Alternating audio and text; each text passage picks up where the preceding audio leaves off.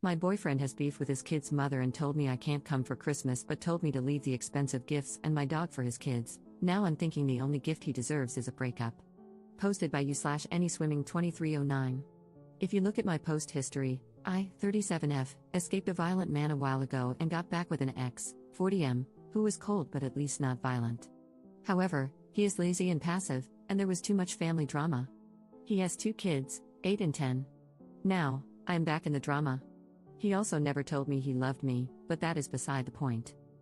His kid's mom has always been awful to me, and he never stands up for me. We broke up when she screamed at me as I came with him to pick up the kids, threw me out, and he didn't say anything. It was literally my first interaction with this woman.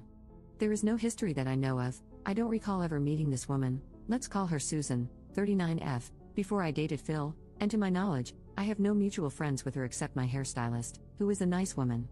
She honestly freaked me out, coming at me screaming during our first meeting.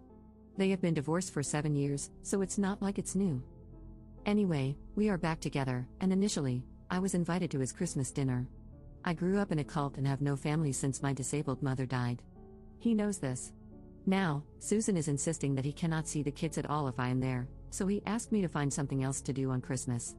While we only recently got back together, we were together for a year before that, but again, no I love you, and I felt more like a friend to him. Sometimes, I wondered if he's gay and I was his beard. He doesn't drive, so he asked me to take him to the mall to shop for gifts. I bought expensive gifts for his kids.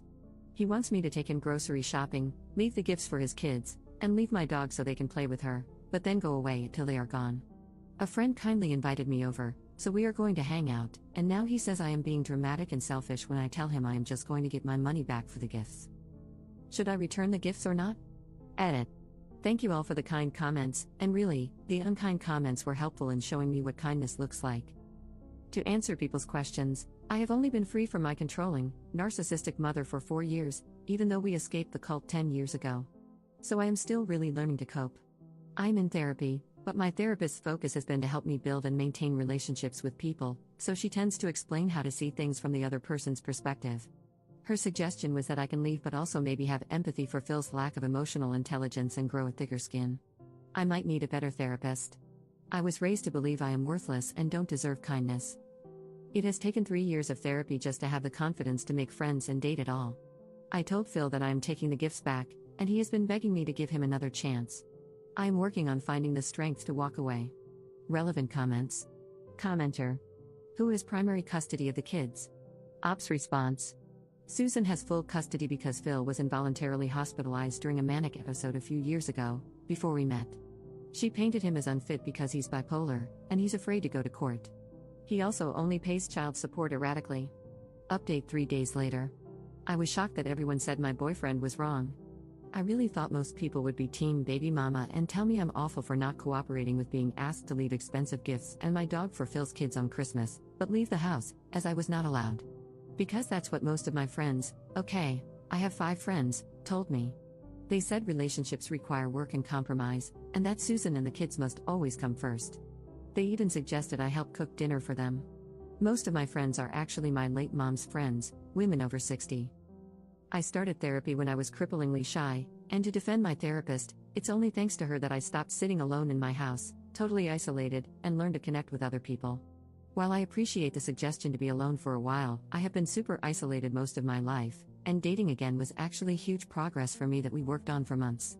I told my therapist that Phil crossed a line and that I don't want to save my relationship with him or my friends, I want to improve my self-esteem. Her emphasis has always been on avoiding isolation at all costs and learning to endure other people's imperfections. She agreed that this Christmas incident was really bad. I am still processing all of this.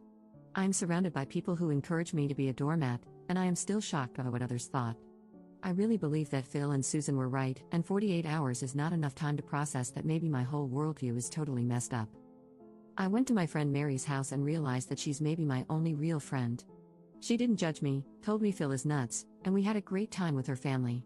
I left my dog with a neighbor since her oldest is nonverbal and can be unsafe with animals. I sent Phil a Venmo request for the money I spent on gas and gifts, and he paid it. Phil threw Susan out at 2 p.m. and begged me to come home. I got my dog back from the neighbor, took out the cheapest gifts, And he made his kids thank me and play with the presents, which felt very awkward as he tried to beg them to engage with me while they were on their phones. We hung out with his kids for an hour. Susan came back and refused to get out of her car. Now Phil is telling me he loves me, wants to marry me, etc. I don't know what to do. I have been reading nonstop about narcissistic abuse these past few days. I am realizing that Phil is just like my mom, and that this is maybe what she did, hoovering. But again, I am fighting to stop being totally isolated, which I was for years after leaving the cult. I had no friends, never dated. It's laughable how many people accused me of desperately needing a man. Phil is my first boyfriend, and we met when I was a 31-year-old virgin with no friends. So yes, being alone is grand, but I have been alone all my life and fought hard to stop wanting to be alone. Learning to talk to people outside of work topics, developing social skills, etc., has been a huge battle. I am not autistic, but I come across that way because after age 7, I was the only kid left in our cult/commune, and I have no social skills and prefer to be alone to an unhealthy degree. I don't know what to do. Maybe Phil grew a spine. Maybe it's hoovering. I'm standing up to him, though, and looking for new friends and spending more time with Mary, who said I am always welcome at her house. Second update 1 month later. If you recall, my boyfriend threw me out on Christmas because his baby mama wouldn't let him see his kids unless he uninvited me. He expected me to leave behind the expensive gifts I bought for his kids, take him grocery shopping, he can't drive for medical reasons, and leave my dog with them to play with. I have a history of social isolation and abuse and only have one friend my age, so I had no one to tell me how bad this was and no other social outlets. Phil arranged a small Christmas gift opening for me, him, and his kids. He finally told me he loved me and wanted to marry me. He then offered to let me move in with him but soon after asked me to buy a sofa. A few days later, I was out of gas, he got out to pump it but asked for my credit card. He wouldn't even chip in for gas, even though I drive him everywhere. A couple of weeks ago, I noticed that I was missing kitchen knives. My utensil drawer kept getting emptier. I have a cleaning lady and figured maybe she put them someplace weird because she spaces out sometimes. She's sweet but more ADHD than I am, which is saying a lot. They were in Phil's utensil drawer. He had been stealing utensils from me. For some reason, that was the last straw. Today, I blocked him. Edit. I confronted Phil about the knives when I returned his stuff. He had been taking pot brownies to work and eating them all day and needed my knives to cut them, then forgot to return them. So, on top of everything, he was doing substances at work. He took 1 or 2 each week and doesn't see the big deal. But I've also found empty food boxes in the cabinets where he ate everything and put the box back, so I think he's been stealing deliberately and will probably find more things missing. Edit 2. So apparently, this post made best of Reddit and also a YouTube channel. Questions and some lovely advice have come in. First, thank you for the kind advice and suggestions. I'm looking for a therapist who specializes in CPTSD. Sorry for the wall of text. Did I get the knives back? No, they are $10 worth of dollar store knives, and contacting Phil and risking him love bombing me when I am still fragile is not worth $10 of crap. He would probably lie and cause drama if I did, not worth it. I need to grow up/grow a spine/ I am so desperate for a man. I was raised to believe that I cannot survive on my own. This was taught to us by our leader, an older woman who preyed on lost younger women and ran a small commune. My mom told all her friends that I wouldn't make it on my own and that they needed to watch out for me. Every day, all my life, I was taught that I literally cannot safely exist independently. This is hard to deprogram when the same people are still in my life. Phil was one of the first people to befriend me and teach me life skills. He's not just any man to me but the person who taught me how public transportation works, how to drive, how services like trash pickup work, introduced me to pop culture, and didn't mock me. Therapist competence. One comment on r/best of Redditor updates opened my eyes. My therapist, whom I see twice a month because that is all my insurance covers, has no idea how broken my frame of reference is. I didn't, until Reddit pointed it out. She mostly treats people with BPD and tells me I'm catastrophizing and blowing things out of proportion when I complain that my boyfriend is cold or that a friend criticized my party in front of other people.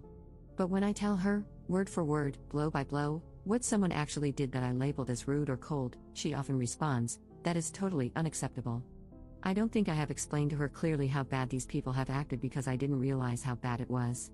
I thought these were normal problems, so that's how I framed them to her, causing her to think I'm a whiny baby. How broken my frame of reference is. To those harshly judging, I had no exposure to mainstream media and had never been to a movie theater, on the subway, or on a plane until I was 30. People rejected me because I was weird and asked weird questions. So I became very dependent on the few people who first befriended me when I entered the normal world. I really want to thank the people who helped me understand how bad this all is. I don't know exactly where to go from here, but I joined a crochet group, and I'm getting a second dog.